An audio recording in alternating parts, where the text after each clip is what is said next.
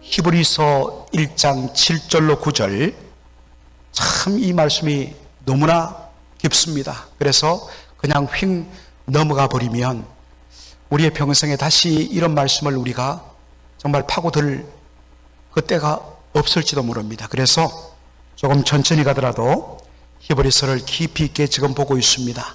한 목소리로 우리가 읽도록 하겠습니다. 또 천사들에 관하여는 그는 그의 천사들을 바람으로 그의 사역자들을 불꽃으로 삼으셨느니라 하셨으되, 아들에 관하여는 하나님이여 주의 보좌가 영영하며 주의 나라의 홀은 공평한 홀이니이다.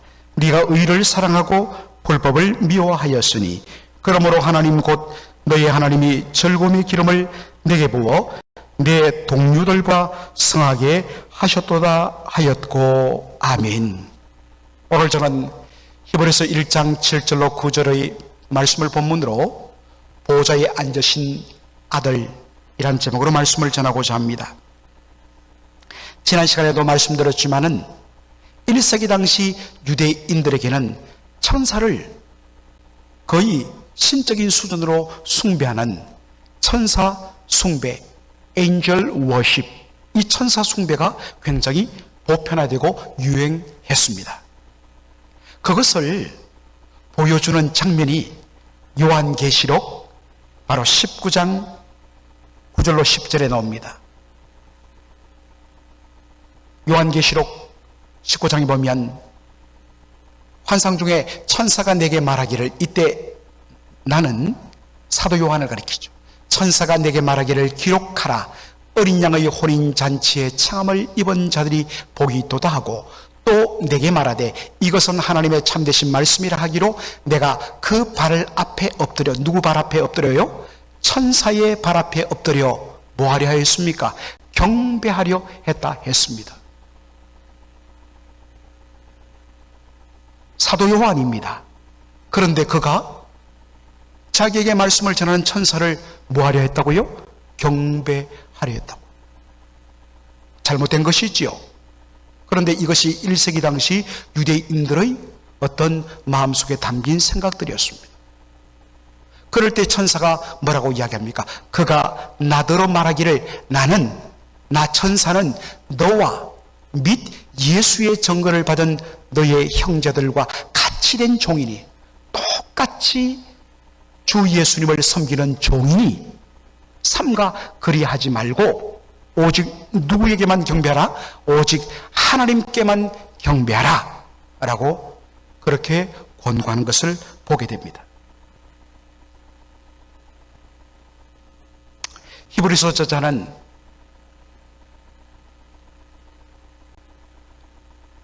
천사와 그리스도를 계속해서 비교하면서 예수 그리스도가 얼마나 위대하신 하나님의 아들이신가를 그렇게 드러내는데 철두철미하게 무엇을 사용하느냐? 구약 성경에 기록된 하나님의 말씀을 인용하여서 이 사실을 확인하고 증거하는 것을 보게 됩니다. 사랑하는 성도 여러분, 우리의 최종적인 판단의 근거는 오직 하나님의 말씀인 줄로 믿습니다. 하나님의 말씀이 그러하면 그러한 것입니다. 하나님의 말씀이 멈춰라면 멈춰야 되는 것입니다. 하나님의 말씀이 가라면 누가 뭐래도 우리는 아멘하고 가며 순종해야 하는 것입니다. 우리의 모든 판단과 행위의 순종의 근거는 뭐밖에 없다? 하나님의 말씀밖에 없다. 아멘.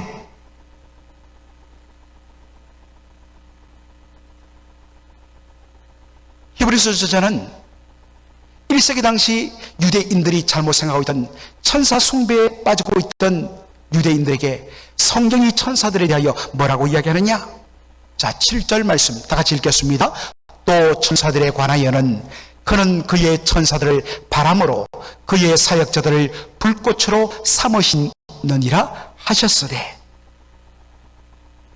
이 말씀은 구약 성경 시편 104편 4절의 말씀에서 인용된 말씀입니다. 여기 보니까 하나님께서 하나님의 천사들을 무엇으로 삼으셨다? 바람으로 삼으셨다. 그리고 그의 사역자들을 무엇으로 삼으셨다? 불꽃으로 삼으셨다. 바람으로 삼으시고 불꽃으로 삼으셨다. 이게 무슨 뜻인가? 여기에 다 의미가 있습니다. 먼저 하나님께서 천사들을 그리고 그의 사역자들을 이렇게 대꾸법을 사용해서 천사는 누구냐? 바로 하나님의 사역자들이다.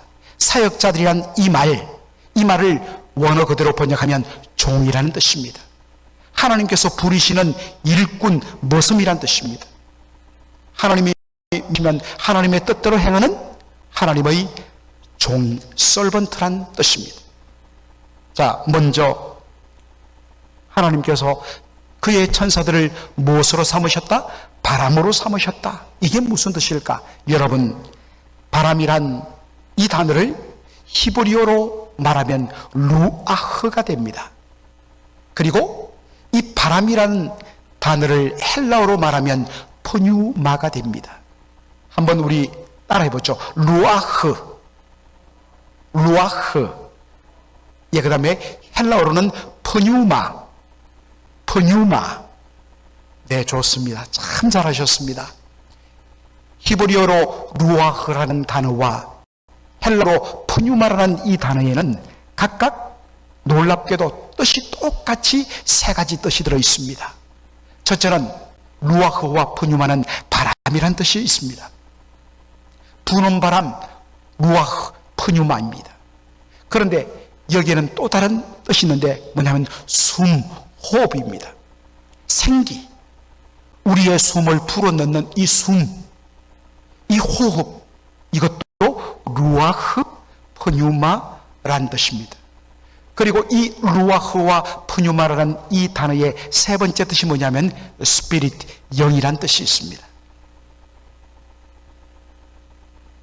여러분, 이 단어를 아주 기가 막히게 잘 사용하신 분이 누구냐? 예수님이십니다. 여러분, 요한복음 20장 보면 예수님께서 부활하셔서 제자들을 찾아오는데 제자들이 어떻습니까? 유대인들에게 잡혀 죽을까 봐 두려워서 그들이 숨어있는 집에 온 문들을 다 꽁꽁 걸어 잠그지요. 그렇죠? 그럴 때 예수님께서 완전히 닫혀있고 막혀있는 그 벽을 그대로 통과하여서 제자들 가운데 서시며 너희에게 평강이 있을지어다 라고 이야기합니다. 부활하신 예수님 만난 제자들이 기뻐할 때에 예수님이 제자들에게 말합니다. 내가 너희들을 다시 세상에 보낸다. 그러면서 뭐라고 말씀하시느냐? 자, 요한복음 20장 22절 다 같이 읽겠습니다. 이 말씀을 하시고 저희를 향하여 숨을 내쉬며 가라사대 무엇을 받으라? 성령을 받으라. 21절에 보면 아버지께서 나를 세상에 보낸 것 같이 나도 너희를 세상에 보낸다. 여러분, 보낸다는 이 말이 무슨 뜻이냐면 내가 너희를 사도로 삼겠다. 사도란 보냄받은 자입니다. 제자들은 지금 예수님 부인하고 도망쳤잖아요. 실패한 자들입니다. 그런데 예수님 포기치 아니하시고 부활하신 다음에 그들을 찾아오셔서 내가 너희를 다시 세상으로 뭐한다? 보낸다. 뭐하도록? 하나님의 예수님의 복음을 전하도록. 그런데 세상은 얼마나 위험한 곳입니까? 그들을 위하여 하나님 예수님께서 뭐라고 이야기했냐? 저희를 향하여 숨을 내쉬며 뭘 받으라? 성령을 받으라. 오순절날 임하시는 성령의 능력으로 그들이 담대하게 목숨 걸고 복음을 전할 수가 있게 된 것입니다. 그런데 그냥 성령을 받으라 하지 않고 어떻게 하시면서? 숨을 내쉬면서. 왜 그러셨을까? 예수님의 숨에는 특별한 신비한 능력이 있기 때문에 그렇지 않습니다. 그런 뜻이 아닙니다. 여러분, 이 숨이라는 헬라어 단어가 뭐라고 그랬죠? 푸뉴마. 푸뉴마에는 바람, 숨, 그리고 또 영이라는 뜻이 있습니다. 아하! 예수님께서 아주 시각적으로 숨을 내쉬면서 성령을 받으라. 주께서 이 사명 감당하도록 성령을 부어주시는구나. 그렇게 그들이 확신하게 된 것입니다. 그리고 여러분들 사도행전 2장에 보면 오순절날 성령이 강하게 임하는 장면이 있지 않습니까? 사도행전 2장 1절로 2절 우리 다 함께 읽겠습니다. 오순절날이 이미 이름에 저희가 다 같이 한 곳에 모였더니 호련히 하늘로부터 급하고 강한 바람 같은 소리가 있어 저희 앉은 온 집에 어떻게 하더라? 가득했다는 것입니다. 약속하신 대로 하늘로부터 약속하신 성령이 임할 때까지 이곳을 떠나지 말고 기도하라 해서 120명의 제자들이 정말 그 다락방에서 간절하게 약속하신 성령을 기다리고 있는데 드디어 오순절날이 임함에 저희들이 모인 곳에 호련히 하늘로부터 급하고 강한 바람 같은 소리가 있어 그들 위에 충만하게 임했다. 그냥 성령이 강하게 임한 것이 아니라 급하고 강한 바람 같은 소리로 임하신 이유는 뭘까요? 여러분, 바람이 헬라어로 뭐라고요? pneuma. pneuma이는 숨과 더불어서 무슨 뜻이 있다고요? 영. 제자들은 한 번도 성령에 대해서 들어봤지만은 그 성령이 어떻게 임할지에 대하여서는 그들은 한 번도 경험한 적이 없던 것입니다. 그래서 지금 성령이 임하구나.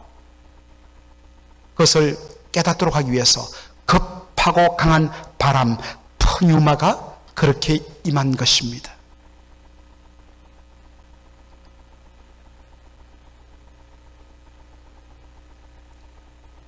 여러분, 하나님께서 천사를 무엇으로 삼으셨다고요?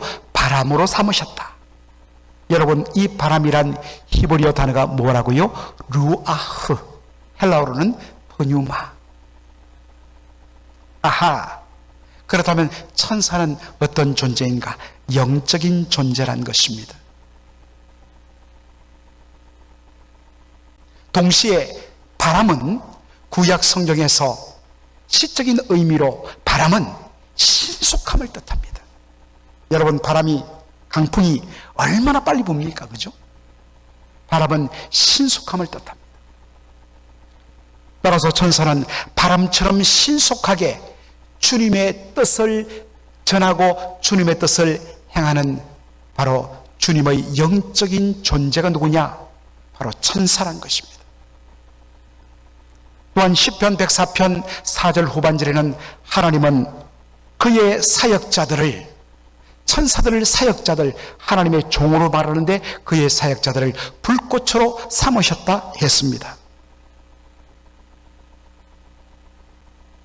여러분, 불꽃은 구약 성경에서 아주 강력한 능력을 뜻합니다.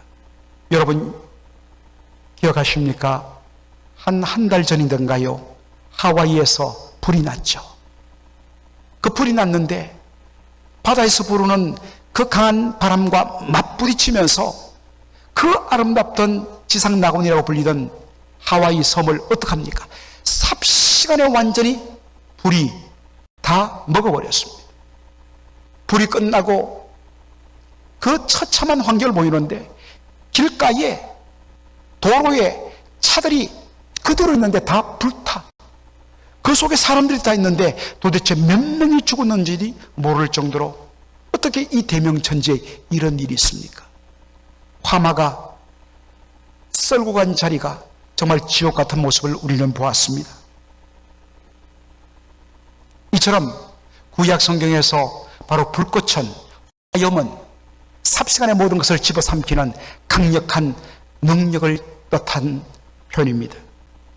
천사는 하나님의 뜻을 신속하게 그리고 정확하게 또한 강력한 힘으로 하나님의 뜻을 반드시 행하고 마는 하나님의 종이란 뜻입니다. 그런데 핵심은 뭐냐? 신속하게 일하고 능력 있게 일하지만 그는 하나님의 사역자, 하나님의 종이라는 것입니다. 반면에 하나님의 아들이신 예수 그리스도는 어떤 분인가? 그러므로 하나님의 종이, 하나님의 부름을 받는 하나님의 일꾼이 어떻게 하나님이 받으셔야 할 영광과 존귀를 받으며 경배를 받을 수 있느냐? 없다는 것입니다. 이것은 마찬가지예요. 보통 교회가 타락할 때 무슨 일이 일어나느냐? 특별히 큰 역사를 이루고 큰 업적을 남긴 사람을 숭배하고 높이는, 우리 한국 교회에 그런 모습이 나타나고 미국의 대형 복음주의 교회들이 그런 모습이 나타나지 않습니까? 바로 타락의 상징입니다.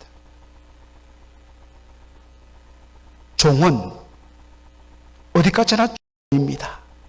종은 오직 그를 사용하시는 그분께 영광을 돌리고 자신은 그 뒤에 온전히 숨어서 역사의 뒤안길로 사라져야 합니다. 종이 이름을 남기거나 종이 그 주인의 자리에 차지하면 이것만큼 하극상이 없는 것입니다. 반면에 하나님의 아들이신 예수 그리스도는 어떤 분이신가? 자, 여러분들 히브리서 8장 9절, 이제 아들에 관하여는 하나님의 아들 예수님은 어떤 분이신가? 구약 성경을 인용하여 말합니다. 다 같이 읽겠습니다. 아들에 관하여는 하나님이여 주의 보좌가 영영하며 주의 나라의 홀은 공평한 홀이니이다. 내가 의를 사랑하고 불법을 미워하였으니 그러므로 하나님 곧 너의 하나님이 즐거움의 기름을 내게 부어 내 동류들보다 승하게 하셨도다 하였고. 여러분, 이 말씀은 시편 45편 6절로 7절의 말씀에서 인용한 것입니다. 참 시편이 은혜롭지만 이 시편 말씀 속에는 많은 압축이 들어가 있고 갑자기 비약이 있기 때문에 어떨 때는 읽다가 이해가 안 되고 왜 이렇게 바뀌지 하는 경우를 우리가 많이 느낍니다. 특별히 히브리서 8장 9절에 인용된 이 시편 45편 6절로 7절의 말씀 또한 그렇습니다. 원래 여러분 시편 45편은 언제 쓰이냐면 왕의 결혼식 때 다윗 왕과 다윗 후손이 왕으로서 결혼할 때에 쓰여지던 결혼 축가였습니다.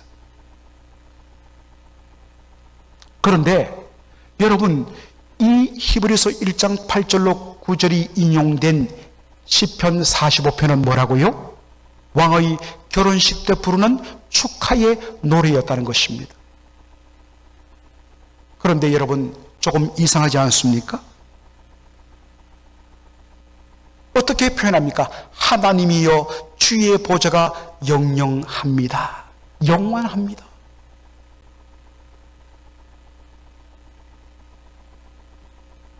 여러분, 이 시의 용도는 아까도 다시 말했지만은 왕의 결혼 축하 노래입니다. 그러면 결혼하는 왕에게 어떻게 축하를 해줘야 마땅합니까? 어떻게 왕에 대하여서 하나님이여 주의 보좌, 우리 한글 성경에는 주의 보좌로 되어 있지만은 정확한 번역은 Your throne, 당신의 보좌, 당신의 왕자라는 뜻입니다. 하나님이여 당신의 보좌가 영원합니다. 어떻게 인간 왕에게 하나님이여 당신의 보좌가 영영합니다 라고 말할 수 있느냐? 이상하지 않습니까? 이것은 신성모독인 것입니다. 감히 어떻게 하나님을 하나님이여 라고 부르는가? 어떻게 왕이 앉은 보좌를 주의 보좌라고 말하는가? 그래서 김종우 교수님의 시편 주석에 보면 이것 때문에 이 말씀을 혼란스러워하여서 약간씩 바꾸는 그러한 해석들이 발달되었다고 그렇게 소개하고 있습니다. 어떤 해석가들은 이렇게 합니다. 왕이여 당신의 보좌는, 당신이 보좌에 앉은 것은 하나님이 주신 것입니다. 이렇게 싹 바꿔버립니다. 혹은 영원하신 하나님께서 당신을 왕의 보좌에 왕위에 올리셨습니다. 이렇게 이 구절을 바꾸기도 합니다. 그러나 여기에 명백한 반박이 있습니다. 아이, 처음부터 그럴 거라면 아예 왕이여 당신의 보좌는 하나님께서 주신 것입니다 라고 말하면 되는데 왜 굳이 하나님이여 주의 보좌가 영영합니다 라고 말하는가 라는 것입니다. 그렇다면 시편 기자가 성령의 감동으로 왕에 대하여 말할 때 이렇게 말한 분명한 의도가 있다는 것입니다. 시편 45편 저자는 성령의 감동으로 이 시편을 바로 만들면서 그 속에 어떤 뜻을 품고 있었는가? 여기에 하나님이라고 부르는 이 하나님은 바로 하나님의 아들을 가리키는 것이다. 물론 아까도 말했지만 시편 45편은 바로 왕의 아들, 왕이 될 사람의 결혼 축하 노래라고 했습니다. 그런데 여러분, 이스라엘의 왕은 누굽니까? 이스라엘의 왕은 다윗의 후손이 왕위에 오릅니다. 그리고 최종적으로 다윗의 후손에서 나온 분이 누구십니까? 만왕의 왕, 만주의 주 되신 예수 그리스도십니다. 그는 누구신가? 그는 하나님의 아들이십니다. 우리가 히브리서를 계속해서 공부하면서 살폈지만 성경에서 하나님의 아들이라는 것은 바로 아버지와 동등한 하나님이란 뜻입니다. 이게 유대인들의 하나님의 아들의 개념입니다. 우리 한국이라든지 중국의 아들의 개념, 자식의 개념은 아버지보다 못한 종속된 존재로 여깁니다. 그러나 유대인에게 있어서 하나님의 아들이란 말은 하나님 아버지와 동등한 하나님, 동등한 신적인 존재라는 그러한 뜻이 됩니다. 성령의 감동을 입은 시편 저자는 눈앞에는 다윗의 후손 왕이 지금 결혼하여 그 축하하는 그 자리에 서 있지만 성령의 감동을 받아서 장차 그 다윗의 최종적인 후손으로 오실 메시아 예수 그리스도, 참된 하나님의 아들을 바라보며 지금 이 시편을 기록한 것입니다. 그래서 하나님이여 당신의 보좌는 영영합니다. 당신 나라의 홀은 공평한 홀입니다 라고 노래하는 것입니다. 여러분, 홀은 무엇일까? 왕관이 있다면 홀은 뭐냐?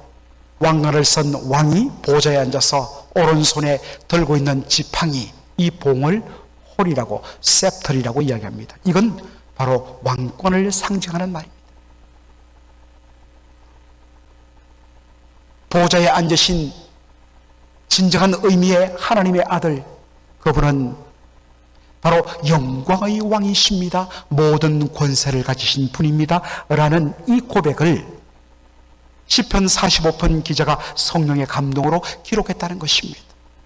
이것을 캐치하여서 히브리서 저자가 1장에 이 말씀을 인용하고 있는 것입니다. 히브리서 1장 9절에 보니까 특별히 어떻게 그러면 하나님의 아들이 이 영광의 보좌에 앉으셨는가? 원래 그분은 이 영광의 보좌에 앉게 합당하신 분입니다. 그런데 구체적으로 예수님께서 최종적으로 어떻게 이 하나님의 영광의 보좌에 앉게 됐는가를 이렇게 보여줍니다. 네가 의를 사랑하고 불법을 미워하였으니 그러므로 하나님 곧 너의 하나님이 절금의 기름을 내게 부어 내 동료보다 성하게 뛰어나게 하셨다 라고 말씀합니다. 여러분, 여기에 네가 의를 사랑하고 불법을 미워하였으니 이것은 예수님의 이 땅 위의 생애를 보여주고 있습니다. 예수님만큼 하나님의 법을, 하나님의 의를 사모하고 전적으로 하나님의 의와 하나님의 법을 온전히 순종하신 분도 없습니다. 예수님은 율법의 모든 말씀을 온전히 다 지키고 순종하고 완성한 분으로 바울은 말합니다. 그리고 예수님이 얼마나 불의에 대하여서, 법 아닌 것에 대하여서 하나님의 말씀과 반대되는 그러한 타락한 바리새인들과 서기관들의 삶에 대해서 예수님은 얼마나 무섭게 꾸짖으셨습니까? 예수님은 의를 사랑하고 불법을 미워하신 분이었습니다. 그러나 이 말씀의 근본 의도는 필립이 휴즈라는 참 경건한 신약학자가 잘 보여주듯이 이것은 예수님의 십자가 죽음을 가리킨다는 것입니다. 여러분, 예수님의 십자가는 무엇입니까? 죄인들이 하나님 앞에 대적하고 하나님을 범죄한 그 죄인들의 그 죄악에 대하여서, 그 불의에 대하여서 하나님은 그저 사랑의 하나님이기 때문에 넘어갈 수 없습니다. 반드시 하나님은 의로운 하나님이기 때문에 심판하셔야 됩니다. 그런데 그 불의에 대한 심판을 우리 죄인들에게 쏟아놓는 것이 아니라 그 아들 예수에게 다 짊어지고 우리가 받아야 할 그 불의에 대한, 불법에 대한 심판과 진노를 그의 아들 예수가 대신 십자가에서 감당한 것입니다. 그것을 통하여서 하나님의 의를 온전히 이룬 것입니다. 이것이 뭐냐? 네가 의를 사랑하고 불법을 미워해야 했다라 하는 이 말씀을 통하여 그렇게 묘사했다는 것입니다.